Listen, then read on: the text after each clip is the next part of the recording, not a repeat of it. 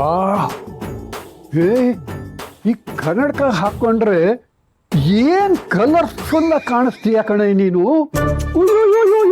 ಅದೇನ್ ಅಂದ, ಅದೇನ್ ಚಂದ. ಅಂದ್ರೆ ಕನ್ನಡಕ ತೆಗೆದ್ರೆ ನಾನ್ ಚೆನ್ನಾಗ್ ಕಾಣಲ್ವಾ?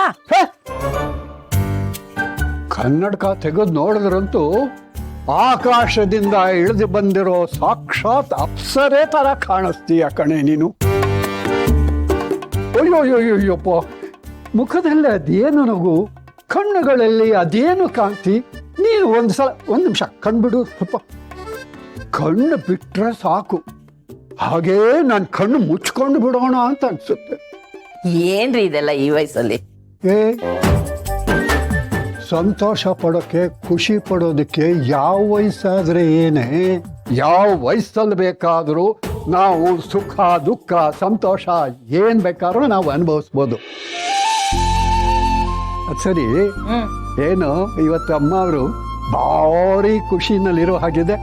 ಮೊಮ್ಮಗ ಬಂದಿರೋ ಸಂತೋಷ ಬಿಟ್ಟು ಮನಸ್ಸಲ್ಲಿ ಬೇರೆ ಏನೇನೋ ಓಡಾಡ್ತಿರೋ ಹಾಗಿದೆ. ನಿಜ ಕಣ್ರಿ, ಈ ಮನೆಗೆ ಒಳ್ಳೇದಾಗ್ಬೇಕು, ಎಲ್ರೂ ನಗ್ನಗ್ತಾ ಇರ್ಬೇಕು ಅಂತಂದ್ರೆ ಯಾರು ಏನೇ ನಿರ್ಧಾರ ತಗೊಂಡ್ರು ಅದಕ್ಕೆ ನನ್ಗೆ ಒಪ್ಪಿಗೆ ಇದೆ ಅಂತ ಹೇಳ್ತಾ ಇದ್ರಲ್ವಾ? ಯಾವಾಗಲೂ ಹೇಳೋದೇನೆ ಬಂತು, ಈಗಲೂ ಅದೇ ಹೇಳ್ತೀನಿ.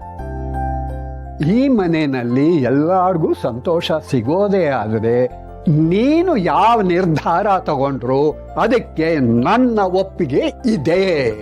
ಓ ಲಡ್ಡು, ಬಾಮ್ಮ ನಂಗೆ ಸ್ವಲ್ಪ ಸೀರೆ ಮಡ್ಚ್ಕೊಡಪ್ಪ. ಸರಿ, ನೀವಿಬ್ರು ಎಲ್ಲಡಿಕೆ ಹಾಕೊಡಿ, ನಾನು ಸೀರೆ ಮಾಡಿಸ್ಕೊಡ್ತೀನಿ.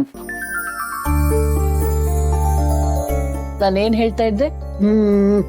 ಅದೇ, ಈ ಮನೆಗೆ ಒಳ್ಳೇದಾಗೋ ಹಾಗಿದ್ರೆ ನೀನು ಯಾವ ನಿರ್ಧಾರ ತಗೊಂಡ್ರು ಅದಕ್ಕೆ ನನ್ನ ಒಪ್ಪಿಗೆ ಇದೆ ಅಂತ ನಾನು ಹೇಳ್ತಾ ಇದ್ದೆ ಅಲ್ವಾ? ಮತ್ತೆ ಇನ್ ಮುಂದೆ ಈ ಮನೆಯಲ್ಲಿ ಮನಸ್ತಾಪಗಳಾಗಿ ಜಗಳಗಳಾಗಿ ಯಾವುದೂ ಇರಲ್ಲ,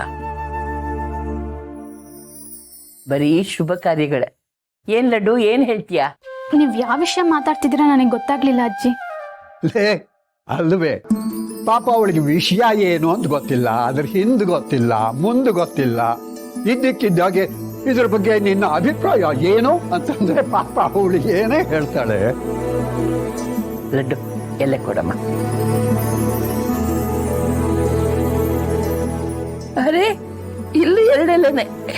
ಇದು ಕೂಡ ಶುಭ ಸಂಕೇತನೇ, ಜೋಡಿ ಜೋಡಿ ಆಗೋ ಮುನ್ಸೂಚನೆ.